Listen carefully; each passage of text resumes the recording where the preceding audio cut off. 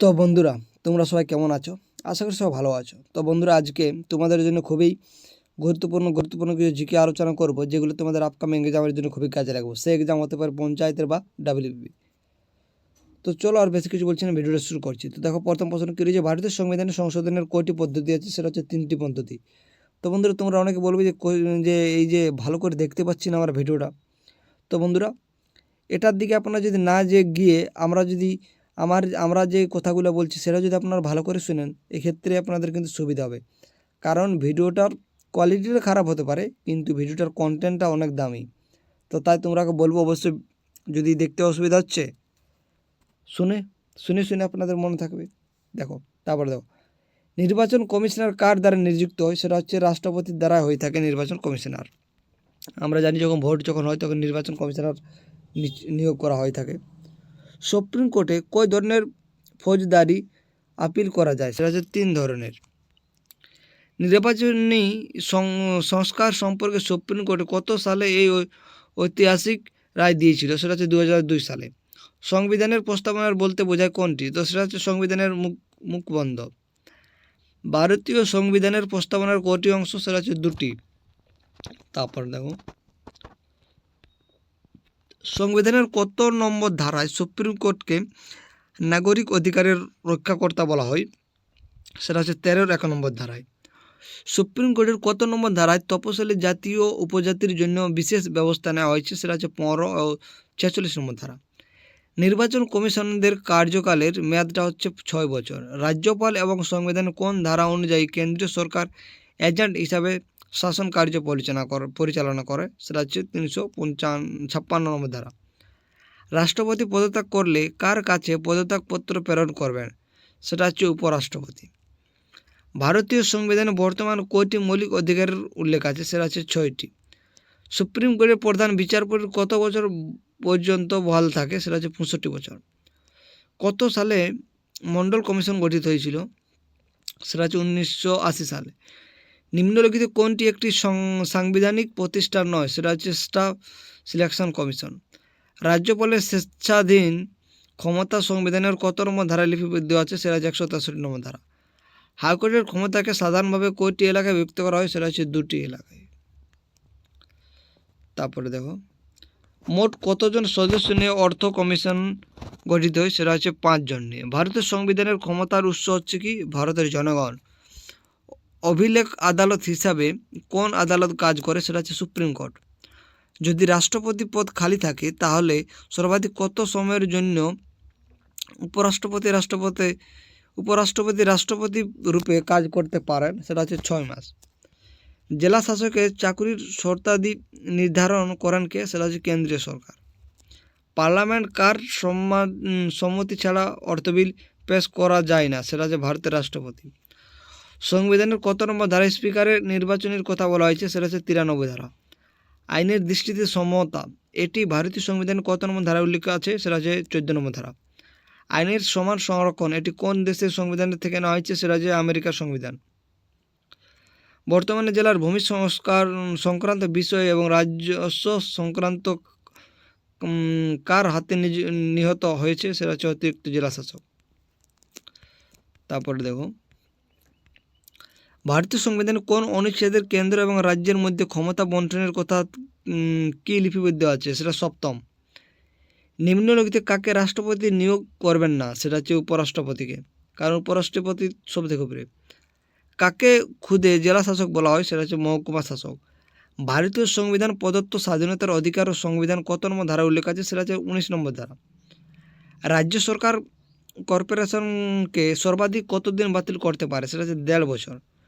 ভারতীয় সংবিধানে কোন ধারা রাষ্ট্রপতিকে দেশের সর্বোচ্চ শাসক হিসেবে বর্ণনা করেছে? সেটা হচ্ছে কত? তবে কততম সংবিধান সংশোধনের দ্বারা ভারতীয় সংবিধানের প্রস্তাবনা সমাজতান্ত্রিক এবং ধর্মনিরপেক্ষ শব্দটি যোগ করা হয়েছে? সেটা হচ্ছে 42তম।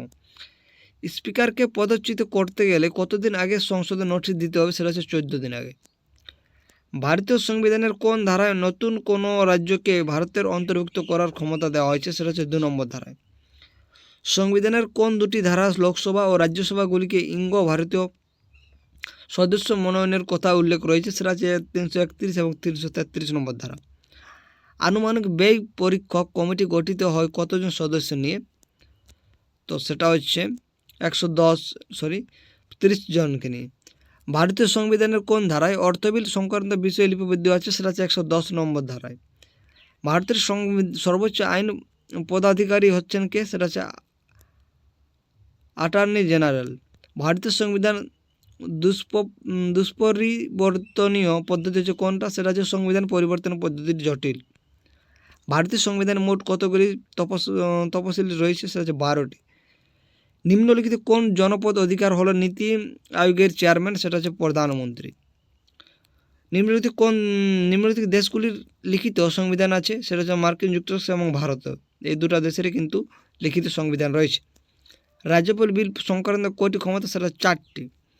ভারতীয় সংবিধানের কত নম্বর ধারায় জীবন এবং ব্যক্তিগত স্বাধীনতা রক্ষার কথা বলা হয়েছে? 21 নম্বর।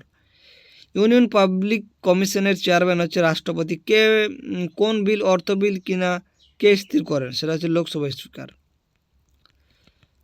তারপরে দেখো, ভারতীয় সংবিধান কেন্দ্র ও রাজ্য সমূহের মধ্যে ক্ষমতা বণ্টিত হয়েছে, তাতে ইউনিয়ন তালিকায় কয়টি গুরুত্বপূর্ণ বিষয় রয়েছে? সেটা হচ্ছে 97টি। ভারতীয় সংবিধানে বর্তমানে কয়টি নির্দেশমূলক নীতি রয়েছে? সেটা হচ্ছে 17টি। ভারতীয় সংবিধান সংশোধনের ক্ষেত্রে কার এবং কুশল ক্ষমতার প্রদানে পরিলক্ষিত হয়? সেটা হচ্ছে পার্লামেন্টের। পৃথিবীর কোন দেশের জনতার ভোটে দ্বারা সংবিধান সংশোধনের ব্যবস্থা রয়েছে? সেটা হচ্ছে সুইজারল্যান্ডে। সুইজারল্যান্ডে কিন্তু জনসংখ্যার যে ভোটটা, সেটাই কিন্তু যদি হয় তাহলে কিন্তু সংবিধান সংশোধনের ব্যবস্থা রয়েছে। সংবিধান কত নম্বর ধারায় রাষ্ট্রপতি নিয়োগ সম্পর্কে উল্লেখ আছে? সেটা হচ্ছে 53 এবং 54 নম্বর ধারা। কোন সালে ভারতবর্ষের কেন্দ্রীয় ক্যাবিনেট একটি পরিকল্পনা কমিশন গঠনের প্রস্তাব গ্রহণ করেন? সেটা হচ্ছে 1950 সালের 15 মার্চ। ভারতীয় সংবিধানের মোট কতগুলি ভাগ রয়েছে? সেটা হচ্ছে 25টি। ভারতীয় গণপরিষদের কত সালে কাজ শুরু করেছিল? সেটা 1946 সালে। জেলা পরিষদের কার্যকালের মেয়াদ কত বছর? 5 বছর। রাষ্ট্রপতির আহ্বানে সংসদের যৌথ অধিবেশন সভাপতিত্ব কে করেন? সেটা হচ্ছে লোকসভা স্পিকার। সংবিধানের যুগ্ম তালিকা কোন সরকার প্রাধান্য প্রতিষ্ঠা হয়েছে? সেটা হচ্ছে কেন্দ্রীয় সরকার। ভারতীয় যুক্তরাষ্ট্রীয় ব্যবস্থায় অবশিষ্ট ক্ষমতা কোন সরকার হাতে ন্যস্ত থাকে? কেন্দ্রীয় সরকার।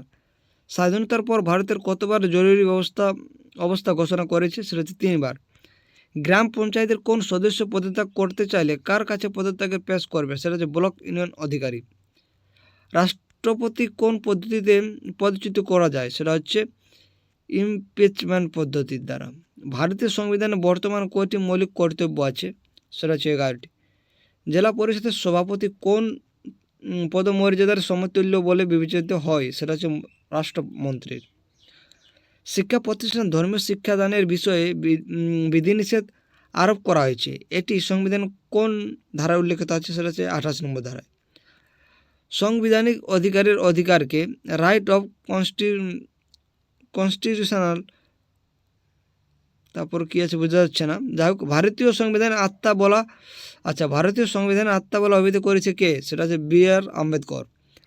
ভারতীয় সংসদের উচ্চকক্ষ রাজ্যসভায় পশ্চিমবঙ্গের মোট কটি আসন রয়েছে? সেটা হচ্ছে 16টি।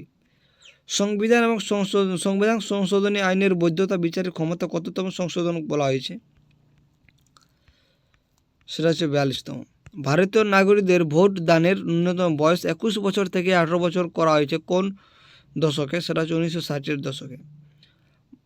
এর আগে কিন্তু 21 বছর হলেই ভোট দিতে পারতো, কিন্তু এই 1960-এর পরেই আমরা 18 বছর হলেই ভোট দিতে পারি। তারপর প্রশ্ন, মৌলিক অধিকার সংশোধনের ব্যাপারে কততম সংশোধন উল্লেখ করা হয়েছে? সেটা 24তম। ভারতীয় সংবিধানের পুরোপুরি যুক্তরাষ্ট্রীয় নয়, পুরোপুরি এক কেন্দ্রীয় নয়, কিন্তু এটা হলো উভয়ের সমন্বয়, কথাটি বলেছেন বি.আর. আম্বেদকর। গ্রাম পঞ্চায়েত কতজন সদস্য নিয়ে গঠিত হয়? সেটা হচ্ছে 5 থেকে 30 জন। ভারতীয় সংবিধানের 14 নম্বর ধারায় কয়টি সাম্যের অধিকার ব্যাখ্যা করা হয়েছে? সেটা হচ্ছে 2টি। তো আজকে এখানেই, পরবর্তী যে প্রশ্নগুলো পরবর্তী ভিডিওতে আলোচনা করব।